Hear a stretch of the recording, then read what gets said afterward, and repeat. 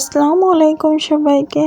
আজ আমি দেখাবো লাউয়ের বিচি দিয়ে চিংড়ি মাছের দারুণ সুস্বাদু একটা টেস্টি ভর্তার রেসিপি। বাই দ্য ওয়ে, আপনারা দেখছেন যেমন খুশি তেমন রান্নার সঙ্গে আছে আমি সুরাইয়া। আমার পক্ষ থেকে সবাইকে জানাচ্ছি অনেক ভালোবাসা। তো আজকের রেসিপিটা এতটাই দুর্দান্ত, এতটাই ইজি যে যেমন সবাই তৈরি করতে স্বাচ্ছন্দ্য বোধ করবেন, খেতেও তেমন খুব আনন্দ পাবেন। তো রেসিপিটা কিভাবে তৈরি করলাম চলুন দেখে নিই। তো প্রথমে আমি এখানে একটা লাউ নিয়ে নিয়েছি। লাউটা কিন্তু পাকা লাউ, দেখতেই পাচ্ছেন নখ বসছে না। তো সাধারণত নখ বসে গেলে সেটা জালি লাউ হয়, আর বসছে না, তাই এটা পাকা লাউ। এই লাউটাকে আমি কেটে নেব। কেটে এর ভিতরে যে বিচিগুলো হয় সেগুলোকে নিয়ে নেব, ছাড়িয়ে নিয়ে ভর্তাটা রেডি করব। তো দেখো এইভাবে আমি বিচিগুলো ছাড়িয়ে নিচ্ছি।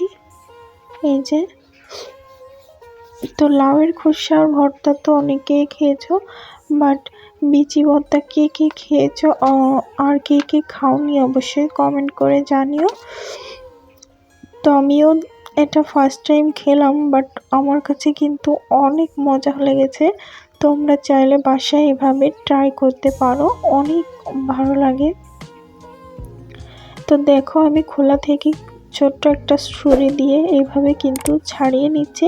তো সবগুলোকে সেমভাবে ছাড়িয়ে নিতে হবে।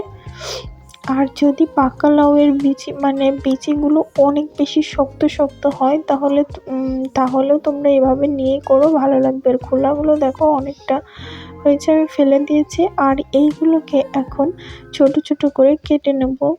তো দেখো লাউয়ের বিচিগুলো কিন্তু অনেকটাই জালি, তাই আমি বুক সহ যেভাবে কেটে নিয়েছি সেভাবেই পুরোটা নিয়ে নিচ্ছি। আর এইভাবে ছোট কুচি করে নিচ্ছি।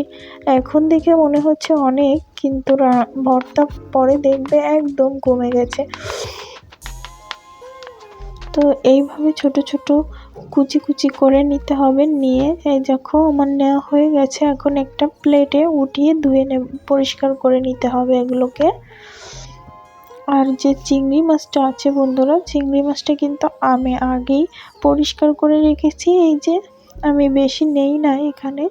তারপর একটা ফ্রাই প্যান বসিয়ে দিয়ে এর ভিতর দিয়ে দিচ্ছি সরিষার তেল।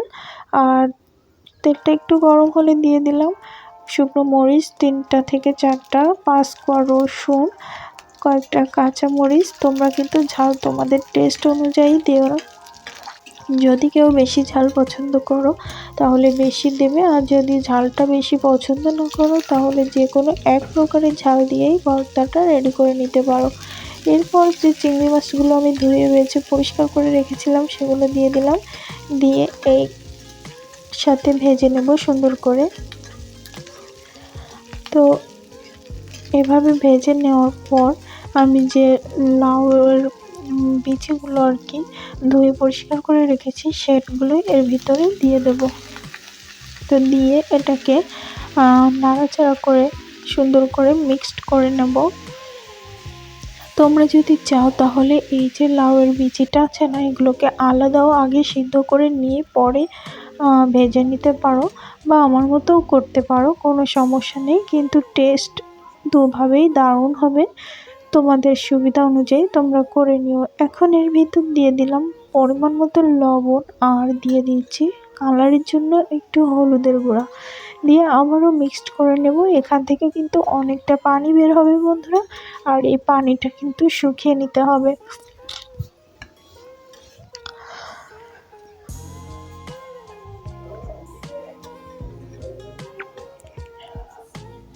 তো তোমরা এইভাবে একবার হলেও ট্রাই করে দেখো, ছোট বড় সবাই কিন্তু অনেক বেশি মজা করে খাবে। এছাড়াও গরম ভাতের সাথে, রুটির সাথে, সব কিছুর সাথে কিন্তু এই ভর্তাটা দারুণ চাই। তো এখন এটাকে ঢাকা দিয়ে রেখে দেবো 3 থেকে 4 মিনিটের মতো। তো এতে যে পানিটা থাকবে সেটা ভালোভাবে বেরিয়ে আসবে এই ঢাকা দেওয়ার কারণে। আর এখন ঢাকা খুলে এটাকে জাল করতে হবে ততক্ষণ পর্যন্ত যতক্ষণ এই পানিগুলো ভালোভাবে শুকিয়ে একটু ভাজা হয়ে আসে। তো তো তোমরা কিন্তু পুরো ভিডিওর সাথে থাকো, তাহলে বুঝতে পারবে আমি ভর্তাটা কিভাবে রেডি করছি আর কিভাবে টেস্টি করে তুলছি। যদি স্কিপ করো তাহলে কিন্তু বুঝতে পারবে না কোথায় কোন মশলা কিভাবে ব্যবহার করলাম। আর তোমাদের ভর্তা তখন টেস্টি না হলে আবার বলো না যে টেস্টি হয়নি। তো এইভাবে আমার কিন্তু প্রায় 10 থেকে 15 মিনিট লেগেছিল এরকম ভাজি ভাজি মতো করে নিতে। তো এখন এটা তেলের সাথে, এখানে কিন্তু কোনো এক্সট্রা তেল ব্যবহার করা যাবে না। আমি প্রথমে যে একটু তেল ব্যবহার করেছিলাম সেটুকু দিয়েই কিন্তু এই নাড়ানাড়িটা চলছে এখনো পর্যন্ত। তো অনেক ভালোভাবে এটাকে শুকিয়ে নিতে হবে। দেখো এখন দেখেই বুঝতে পারছো এতে কিন্তু কোনো পানি নেই বা তেলেও ভাব নেই। তো এরকম একটা পর্যায়ে আসলে এটাকে নামিয়ে নিতে হবে। তো আমি গ্যাসের ফ্লেমটা এবার যে অফ করে দিয়েছি, অফ করে দিয়ে এখন এটাকে নামিয়ে নিচ্ছি। তো আমি শিলপাটাতেই বাটবো, আমার সব থেকে ভালো লাগে কিন্তু শিলপাটায় বেটে যে কোনো ভর্তা বা যে কোনো তরকারিতে মশলা দেওয়ার জন্য। তোমরা চাইলে মিক্সিতে করে নিতে পারো, এক্ষেত্রে পেস্ট তো হয়ে যাবে কিন্তু এক্সট্রা টেস্ট হয়তো বা আমার কাছে মনে হয় লাগে না। তো তোমরা তোমাদের সুবিধা মতো করে নিও, কোনো ব্যাপার না। তো যাই হোক এখন এটাকে বেটে নিচ্ছি। চিংড়ি মাছ, লাউয়ের যে বিচি সেগুলো, ঝাল সবগুলো একসাথে ভালোভাবে বেটে নিতে হবে। একটু নরম নরম থাকবে, দারুণ লাগবে ভাতের সাথে মেখে খেতে। তো বন্ধুরা এই পর্যায়ে এসে যারা এখনও ভিডিওতে একটা লাইক দিওনি, প্লিজ একটা লাইক দিয়ে পুরো ভিডিওটা কন্টিনিউ করো। আর দেখো এদিকে আমার কিন্তু বেটে নেওয়া হয়ে গেছে, এখন এক সাইডে রেখে দিলাম। এরপর এর ভিতর দিয়ে দিচ্ছি এরকম ছোট্ট ছোট করে কেটে রাখা কাঁচা পেঁয়াজ আর সরিষার তেল। তো সরিষার তেলটা কিন্তু না দিলে ভর্তার আসল স্বাদ পাওয়া যায় না, তাই অবশ্যই সরিষার তেলটা দিতে হয়।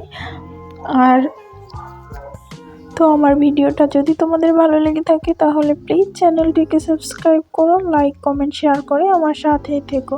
তো মাখিয়ে নিয়ে এখন উঠিয়ে নিচ্ছি আর এটাকে পরিবেশন করে দেখাবো ঠিক কেমন হলো। এটা যেমন স্বাদে টেস্টি হয়েছিল, দেখতেও কিন্তু অসাধারণ হয়েছে। বন্ধুরা তোমরা দেখেই বুঝতে পারছো আমি একটা চিংড়ি মাছ দিয়ে এটাকে পরিবেশন করে নিলাম। বাই দ্য ওয়ে আপনারা দেখছেন যেমন খুশি তেমন রান্না, সঙ্গে ছিলাম আমি সুরাইয়া। সবাই ভালো থাকবেন, সুস্থ থাকবেন, আল্লাহ হাফেজ।